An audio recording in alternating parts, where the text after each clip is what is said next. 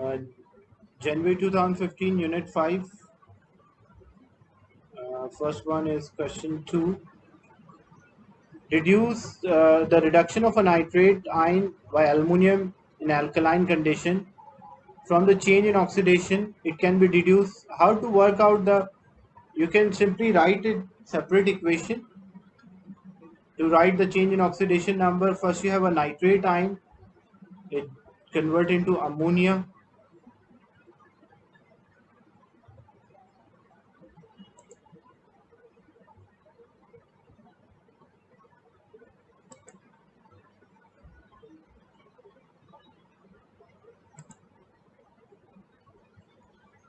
So nitrate ion is changing into ammonia.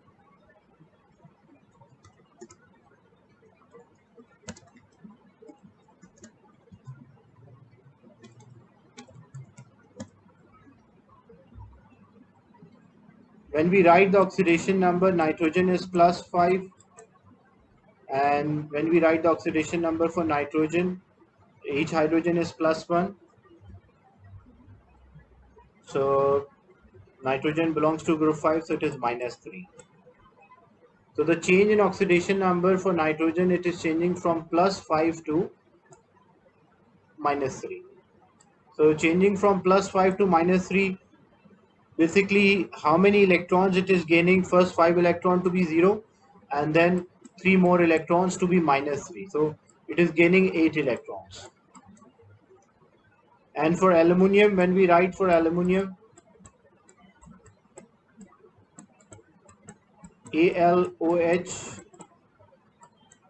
4, and the charge is minus 1.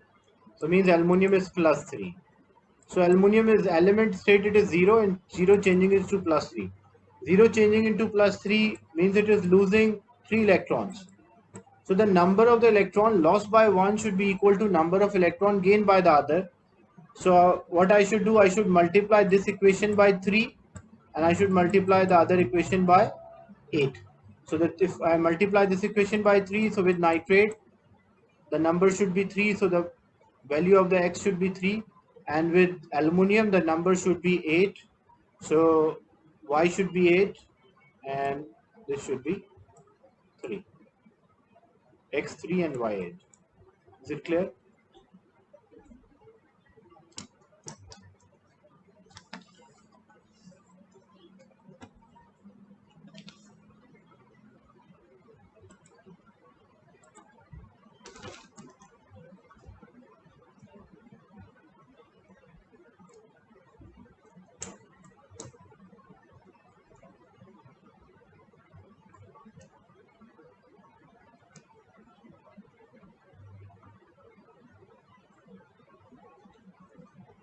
After question 2, there is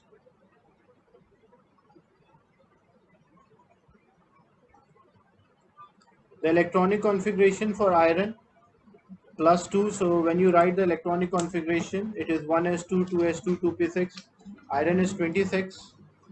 So you have to arrange 1s2, 2s2, 2p6, 3s2, 3p6, 4s2. So 10, 20, and then 3d6 are there. But when the electron is lost, electron is always lost from the last shell. So there are 6 electrons in 3d. So when this will lose its electron, it will lose the electron from the last shell. This is in terms of energy, but in terms of order, so 1s2, 2s2, 2p6, 3s2, 3p6, 4s, 3d6, and 4s2. So when it will lose electron should be lost from the last shell. So both of the electron, iron is plus 2, are lost from the last shell. That's why D is the right answer.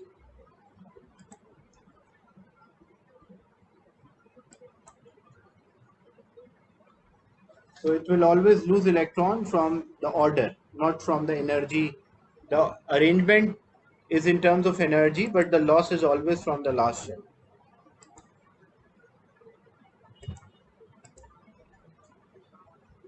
Transition metal compounds often have a catalytical property. The best explanation.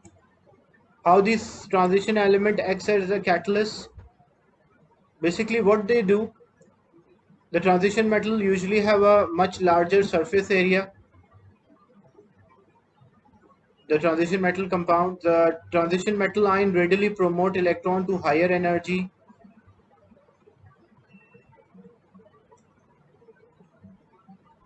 Look, when we are talking about the catalyst, there are two types of catalyst. One is homogeneous catalyst, another one is heterogeneous catalyst. A homogeneous catalyst means the catalyst and the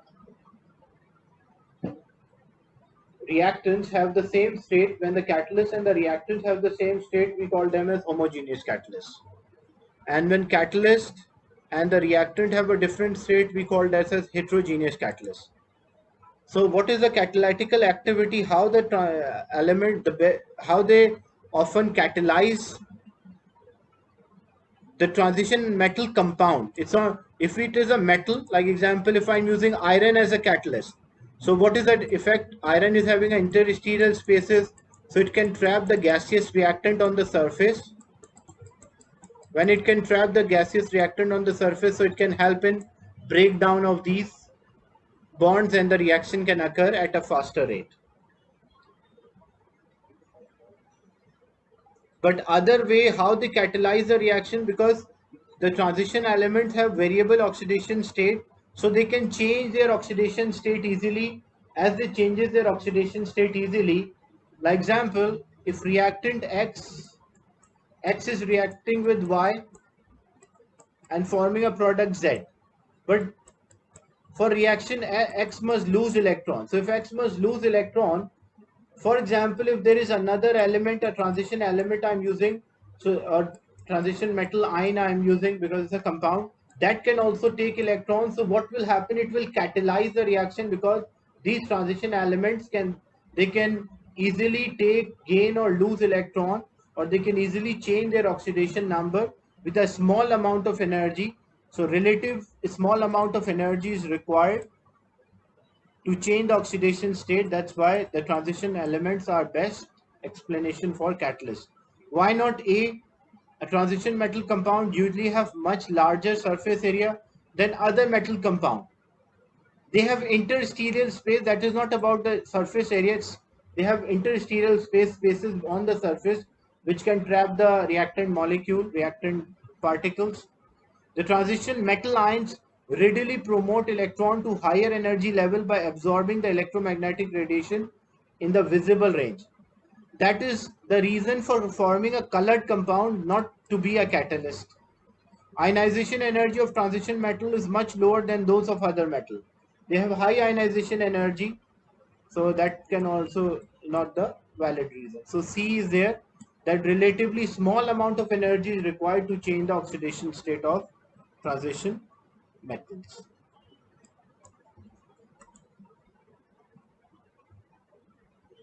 Question 8, you have the shape of dichlorocuprate 1 and tetrachlorochromate 3 ions. So when you work out, you have to go through the geometry of the complex, because two ligands are attached here. Then what should be the geometry? It will be a linear structure. But here four are attached. What will be the geometry? It will be trigonal. It will be tetrahedral geometry.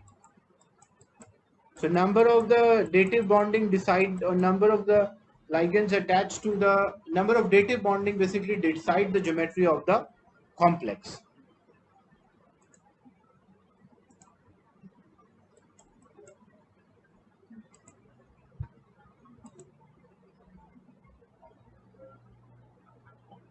Question 10. Iron 2 ions form a complex with monodentate. Monodentate means only one bond it can form. And bidentate ethane diode. The complex of ethane diode are more stable. Why the complex are more stable? Because the entropy will increase. The complex of ethane diode ions are more stable. And what is the best explanation why the complex are more stable? That's related to entropy. Because what happened? Ethane diode, the formation of ethane diode complex produce more particles in the solution. Like, for example, if I have a complex of, say, iron 2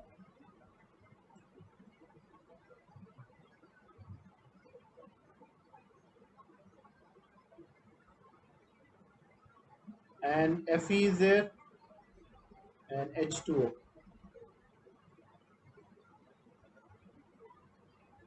Say 6 molecules are there. It react with ethane dietine, C double bonded with O, which is example of monodentate. Means one side it can form a bond. So how many water molecules it will replace? It will replace less number of the water molecule. Like example, if it is the total which are required here, how many molecules are required? We need 6 molecules of ethane diode to replace all the 6 molecules of water. But when you have the same complex and you're reacting this complex with bidentate molecule, bidentate means it can form a bond with 2 sides. So to replace 6 molecules, I'd only need 3 molecules to of bidentate. So when I need 3 molecules, as a result, how many water molecules will be there? Like required molecules, 1 plus 3, 4 molecules are reacting. As a result, they are producing 6 water molecules. Here, 1 plus 6, 7 molecules are there. As a result, they are producing 6 molecules.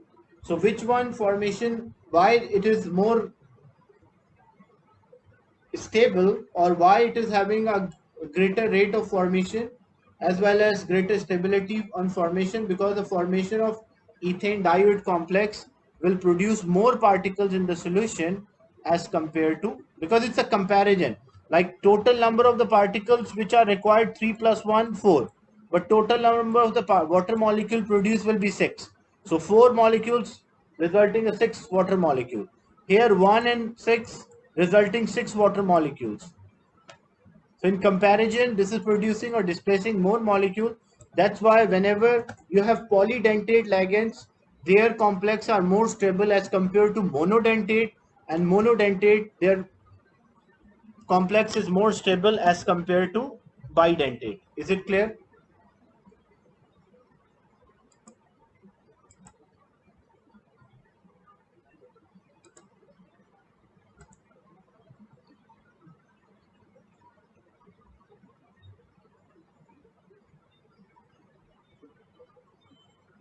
In question 12,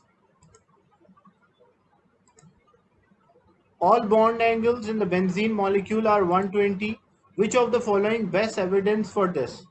So how we can know or how we can identify the bond angles in a benzene? Bond angle and bond length, what we use a diffraction. Valence bond, shell electron pair repulsion theory. According to valence shell electron pair repulsion theory, like if benzene is having 3 bond, like in a carbon maximum can form 4 bonds. If carbon is forming 4 bond, it should be tetrahedral. So this does not give an idea. X-ray diffractions are used to show the bond length and the bond angle. High resolution NMR is for proton environment, and infrared spectroscopy is for type of the bond, not the bond angle. Bond angle and bond length are by X-ray diffraction.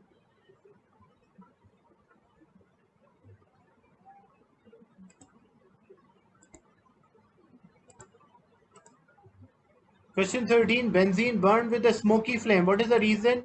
When something is having greater number of the carbon-carbon double bond unsaturated, or like double bond or triple bond, it does not burn easily. As it does not burn easily, this will give unburned carbon. So the reason is unsaturated molecule, or it is having a carbon-carbon double bond. Question 14, when bromine water is added to benzene, no reaction. However, bromine was added to aqueous solution of phenol, a white PPT with an antiseptic smell is formed. What is the explanation of the difference? So basically what happened? The OH group, which is attached to a benzene ring, is having a lone pair. Some of them are electron releasing group, some of them are electron withdrawing group. So if this is already there is a presence of lone pair, this lone pair will repel the delocalized electron pair within the benzene ring. What it will make it more susceptible so that any electrophile can attack on this benzene ring. Right? It increases the electron density. That's why the benzene ring in phenol is activated, or benzene ring in phenol is more active because of the lone pair on oxygen. If there was a methyl group attached, then it will reduce the reactivity of the benzene ring further.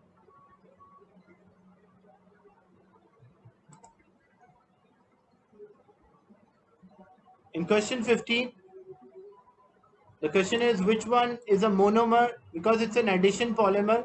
So to draw a monomer, just you will draw the same structure. These are the sides. So if I remove the sides and I will draw a double bond. So which one it matches with?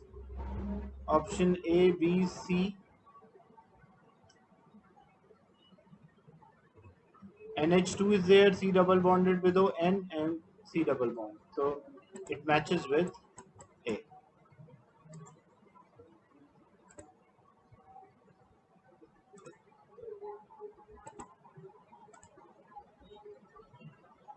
In question 16, organic compound react with sulfuric acid and produce a white solid on evaporating. It also give a pale yellow solid on reacting with iodine. So this is a test. It shows that next to carbonyl group there is a methyl group. So this is having a carbonyl next to methyl. This one is wrong.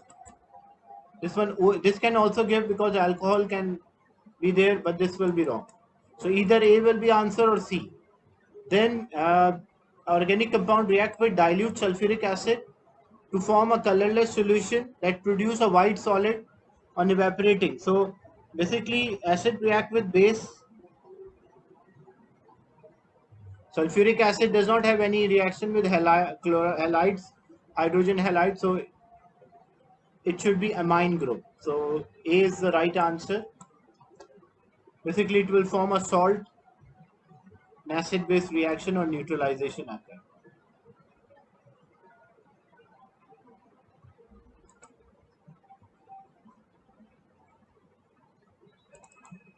In a mass spectrum of organic compound, the molecular ion mass to charge ratio 86, which of the following could be empirical? So this is a molecular mass. So what we have to do, we have to work out like which one it matches with, because the molecular formula is empirical formula times N.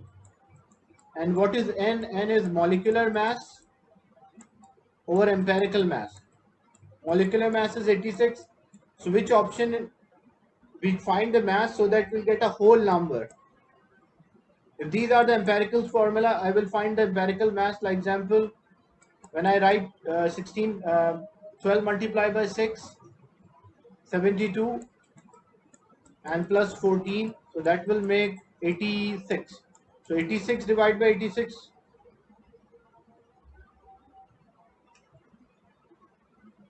But the problem, this cannot be empirical formula. Why this cannot be empirical formula? Because if it is empirical formula is always in the simplest ratio. So 6 and 14 can also be further simplified into 3 and 7.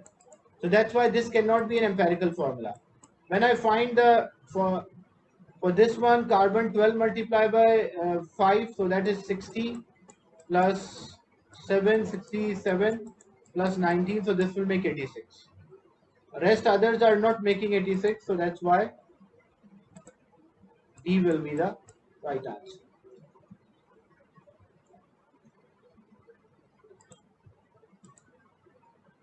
Question 19, the high resolution proton NMR for propane 1-ol contain 4 peaks. What is the splitting pattern of the 4 peaks? So if you work out the hydrogen environments,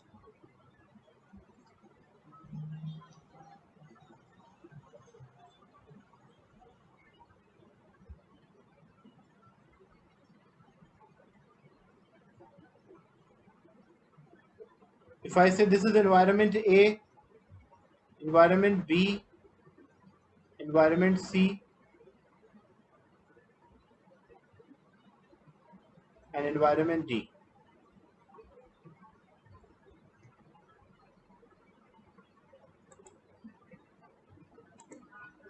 So when you check for A, because in high resolution NMR you check the neighbor.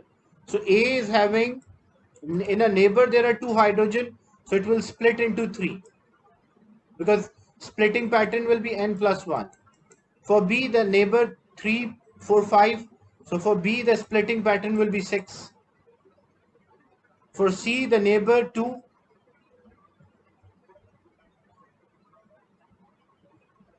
when you check like the neighboring part,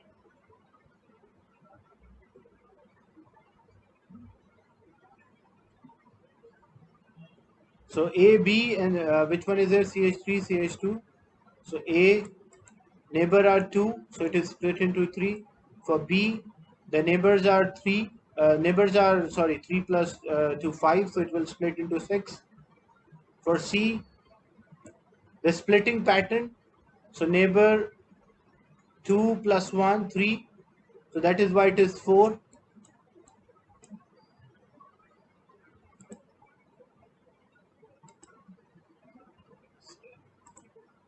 Sorry, this one, when you check the neighbor of C, only 2 are there. So when only 2 neighbors are there, so this will be 2 plus 1, 3. And when you check for this one, the last one, OH group, there is no neighbor proton. So 0 plus 1, so D will split into 1. 3, 6, 3, 1. So that's why C will be the right answer. Is it clear?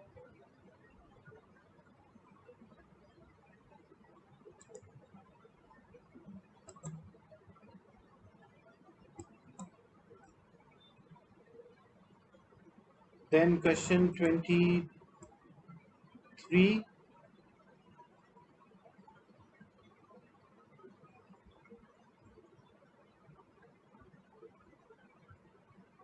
And 24 part 4.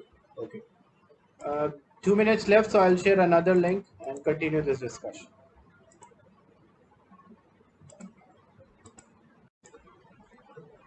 Compound P is a dark purple solid which gives a lilac flame in a flame test.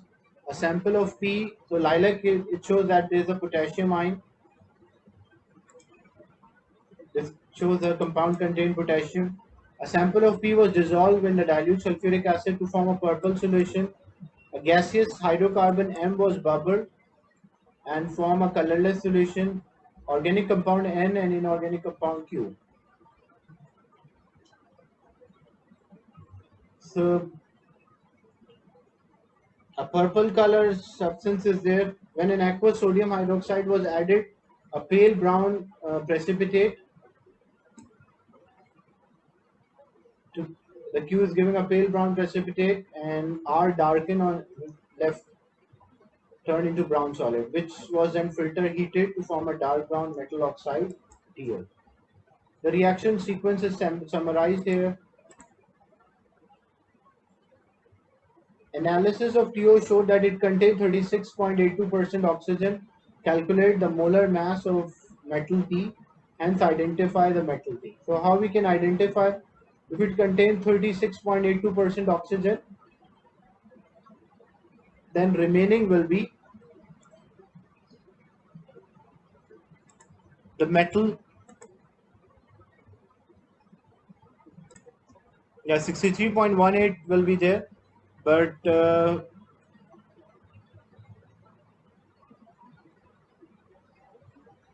formula is TO2.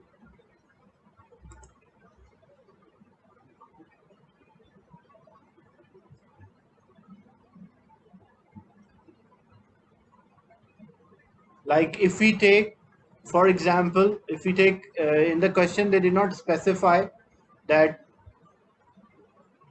if we have 1 mole of TO,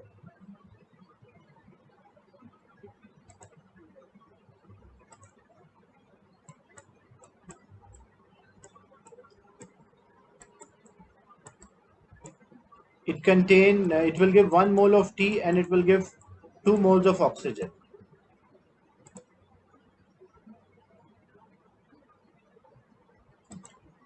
And the percentage of the oxygen is 36.82.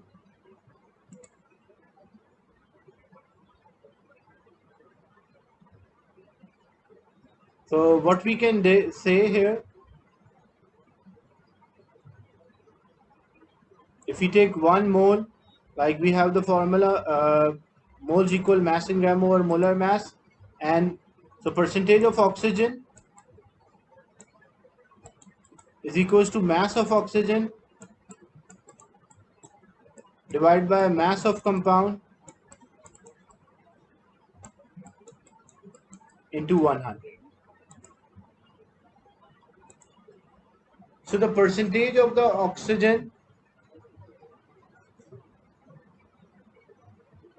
because the mass of the compound will be the mass of 1 mole.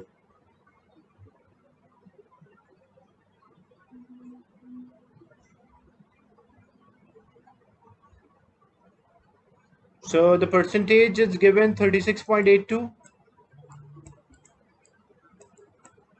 Mass of oxygen 32 in 1 mole. Like 1 mole of oxygen is 32 if we are taking 1 mole. Oxygen, why? Because oxygen is 8 and 16. 1 mole of this compound contains 2 oxygen. So in 1 mole of the substance, 16 multiplied by 2, so 32 gram of oxygen will be there. That's why I use 32, not 16. Divide by mass of the compound, which we don't know, and into 100. So we solve the mass of the compound. So what will the mass of the compound? 36.82. Sorry, we need X. So 32 multiplied by 100 divided by 36.82. That will give the percentage of, that will give the molar mass of this T oxide, or mass of 1 mole of T oxide. What is the answer here? 32 multiplied by 100 divided by 36.82.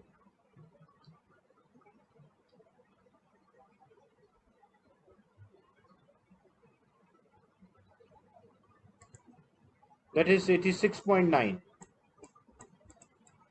If 86.9 is the mass of this T oxide, but if what is the mass of T in it? In 1 mole, what is the mass of oxygen? 32. So 32 minus the mass of the compound, 86.9, that will be the mass of 1 mole of T, which is 54.9. And using a periodic table, which element is having 1 mole of mass of 54.9? So that matches with manganese.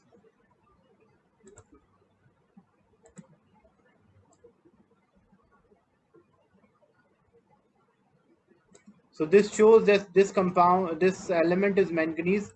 So it's manganese oxide.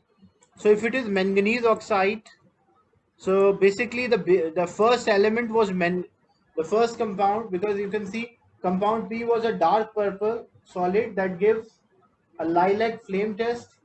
A compound P was dissolved. So basically it gives an idea, because manganese oxide is from potassium manganate. So compound P was potassium manganate, KMnO4. That dissolve in sulfuric acid to form a purple solution. Then a gaseous hydrocarbon, if potassium manganate, if we bubble alkene, carbon-carbon double bond compound, it will form a diol and it will decolorize. That's a test. In AS you studied the test for formation of a diol. So what it will form? It will form a diol.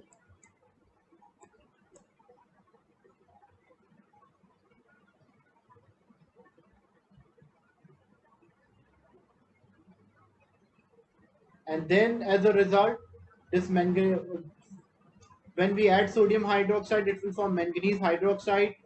and that will turn into manganese oxide, which will turn dark brown. We'll discuss this part in detail, but just an idea from one information, you have the idea that the compound is manganese.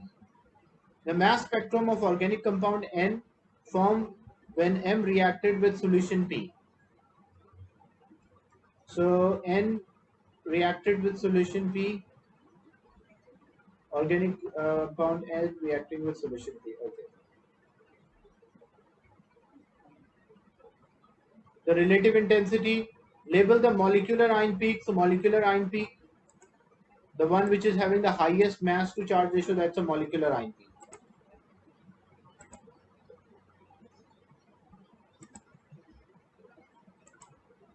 which is at 76. Then identify by name or formula M and N. So what could be M or what could be N? As you can see, how to work out, this is the mass spectrum of organic product N, and N we identify because this product N will form, basically it's a diol. Why it's a diol? Because the OH groups, because it's a KMNO4, so KMNO4 when react with the alkene it will form a diol. So this gives an idea, it's a diol, N is a diol. But what could be M or N?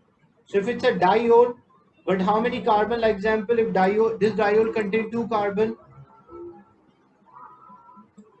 and OH group is there,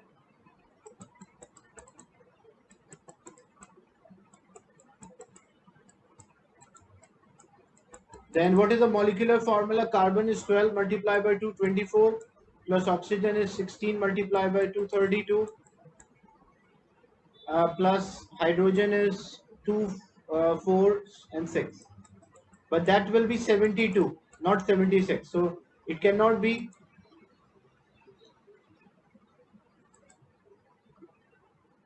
So it can, yeah, this one is 17, this one is also 17, so 34. So third, and this one carbon is 12 plus 2, 14 and 14. So 28, 34 plus 28. So that is not giving 76. So it means this cannot have 3 carbon atoms. If there were it cannot have 2 carbon atoms. If there were 3 carbon atoms like CH2, CH2, CH2 and OH. So this is 17, 12 plus 2, 14, plus 14 plus 14, 28 plus 14, 42 plus 34, 42 plus 34, that will give 76. So it means that is actually 1, 3 or 1, 2, because the OH cannot be at the end. Reason for that is the double bond break. So first OH attached with 1 carbon and the second OH attached with a second carbon. I was just drawing that to work out the formula.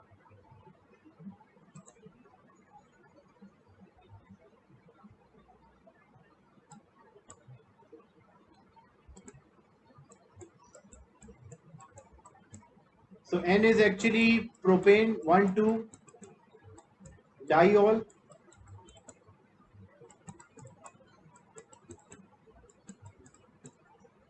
and M is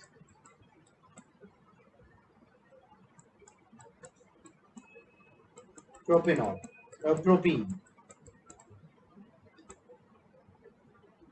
Is it clear?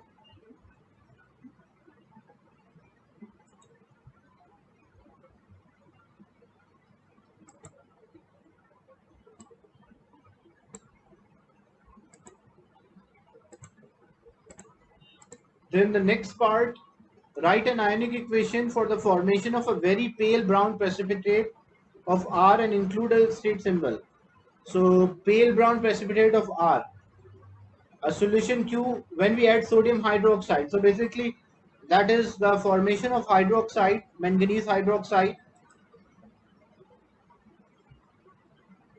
and we just need ionic equation. So manganese plus hydroxide ion gives manganese hydroxide.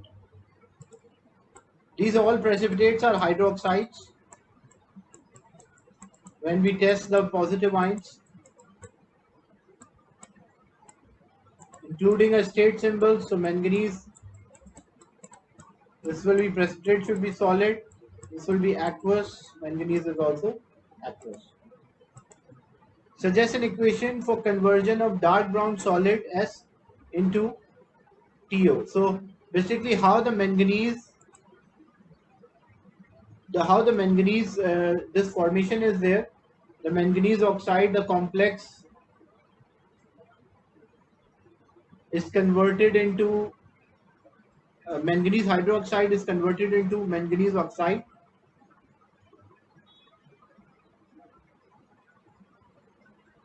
It reacted with the atmosphere, it reacted with the surrounding air.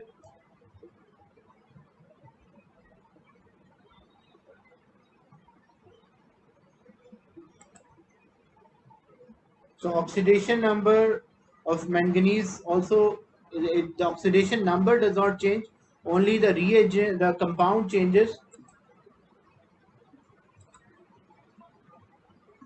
So you can write like manganese oxide reacted with oxygen and it will form manganese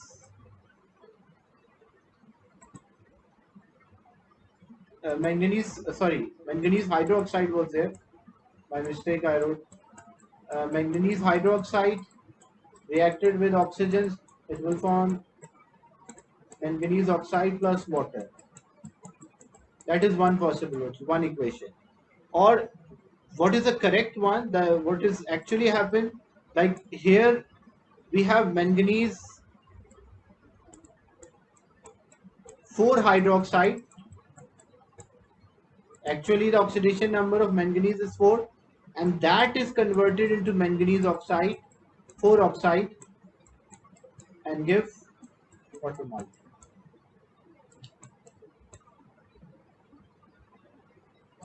So both equations are acceptable. But here what happened? There is a change in oxidation number. You can see manganese is +2, it changes to +4. This will give you mark, but it will not give you both marks because this equation, only the thing what happened is the manganese oxidation number does not change. As I mentioned, suggest an equation for conversion of the dark brown solid S to metal oxide. So it is already dark brown, it is already oxidized, but it turned in from manganese hydroxide, it turned into manganese 4 oxide. This part, when it left, it is already oxidized here because the reason why they did here, it is for manganese OH2 was there and then Mn, because left in air the oxidation happened, so it will become MnOH4 and then it formed MnO2 plus H2. That is what happened. That's why if you write MnOH bracket 2 changes to manganese 4 oxide, you will get only 1 mark.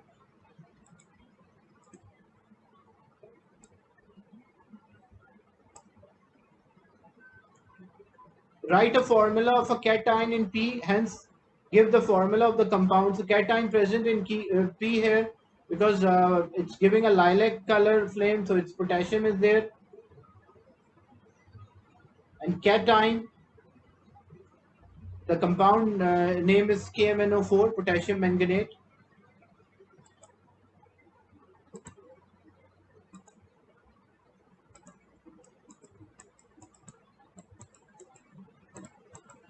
So now as we already completed this discussion, look, if I summarize this, basically what happened, we were having potassium manganate, we acidified it, we make a solution of acidified potassium manganate, we bubble alkene, it will form diol and it will form solution N is there, solution N, we already identify the solution N. And then when we add this Q, like solution M and Q is there, when we add sodium hydroxide, basically it's forming a solution Q which having manganese oxide, Mn7 is there, Mn7 and Mn2 is there, not 7, Mn2 is there, and that is sodium hydroxide, so it will form manganese 2 hydroxide, oxidized to manganese 4 hydroxide. When it left, it will form manganese 4 oxide. This is the chemistry of this reaction.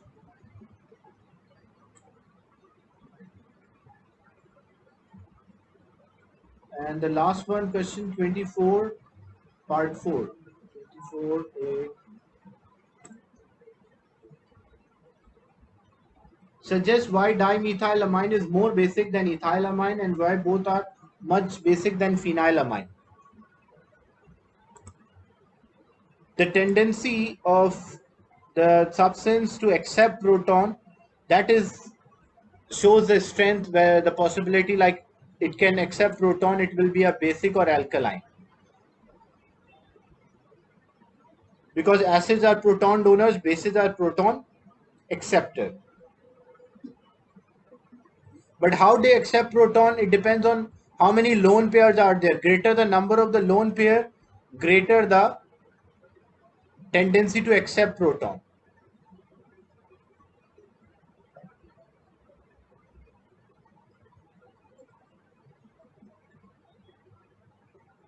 So what happened when we have dimethylamine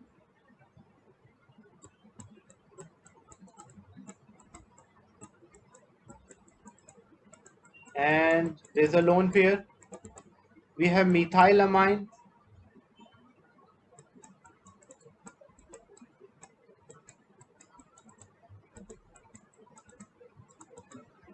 and we have phenylamine. Phenylamine means benzene ring is attached, amine group is attached to benzene ring, and nitrogen is having a lone pair.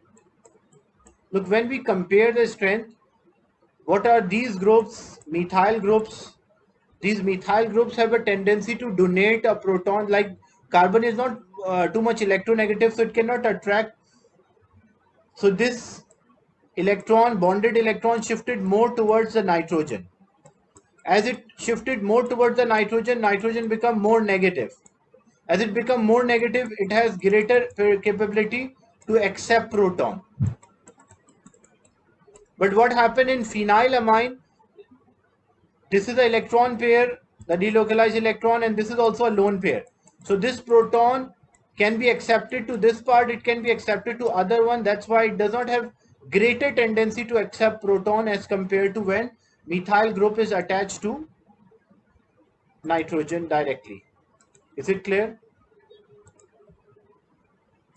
Any other question from this paper?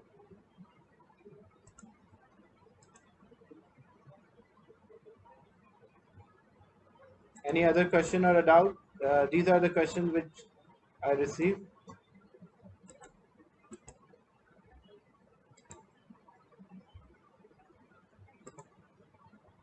Carbon is less electronegative. So as the carbon is less electronegative, nitrogen is more electronegative, greater difference in the reactivity. The methyl groups are also called electron donating groups, so they donate their electron easily. So carbon, nitrogen become more negative, so they have greater tendency to accept proton. That's why it is more basic. But because of presence of the benzene ring, this proton can be attracted to the benzene ring or it can be attracted to the amine. That is why this nitrogen compared to other nitrogen in the groups have less attraction towards the proton. That is why this is less basic than the other two. Like methylamine and dimethylamine are more basic than phenylamine.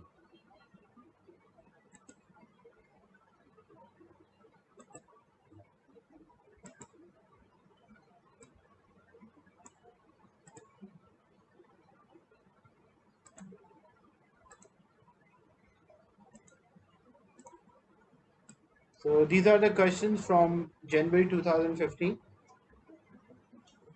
I'll end the session and share this recording with you.